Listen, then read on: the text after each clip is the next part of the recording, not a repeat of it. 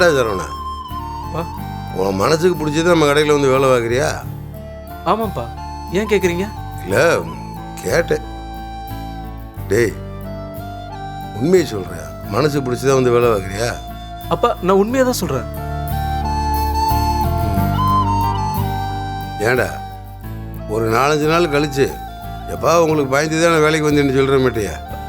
அப்பா நான் ஏன்ப்பா அப்படிலாம் சொல்ல போகிறேன்? நானும் தானேப்பா உங்ககிட்ட கேட்டு கடைக்கு வந்தேன். சந்தோஷம்டா. என்னடா செய்வ, பயமாக இருக்குல்ல. நான் என்னைய பற்றி என்னென்னமோ நினச்சிக்கிட்டு இருந்தேன்டா. என்னத்தை சொல்கிறது, செந்தில் அரைச்சிண்டு என் நினப்பெல்லாம் எல்லாரும் சேர்ந்து தவிடுபடி ஆக்கி விட்டாங்கடா.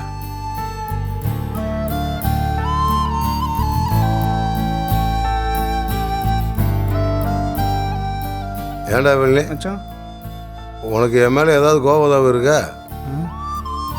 எனக்கு பயந்துக்கிட்டு எதுவும் கடையில் வந்து வேலை செய்யறியா? அப்படியெல்லாம் எதுவும் இல்லையா மச்சான். சந்தோஷம்டா.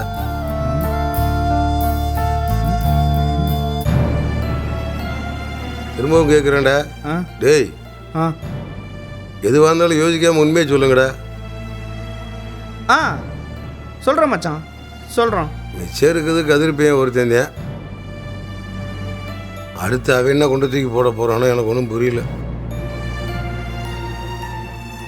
ஏண்டா இந்த கதிரின்றவன் எல்லாம் அவன் நம்மளுக்கு இருக்கானா? வேலை அவன் ஏதாவது பிளான் வச்சிருப்பியான்லடா, அதை கண்டிப்பாக உங்கள்கிட்ட சொல்லியிருப்பான். அது என்ன இதுன்னு பயப்படாமல் சொல்லுங்கடா என்கிட்ட. அவன் ஏதோ ட்ராவல்ஸ் வைக்கலான்னு இருக்கானா மச்சான். ட்ராவல்ஸா? இல்லை, ட்ராவல்ஸ் வைக்கிறோம்னா ஏகப்பட்ட பணம் தேவைப்படுமாடா.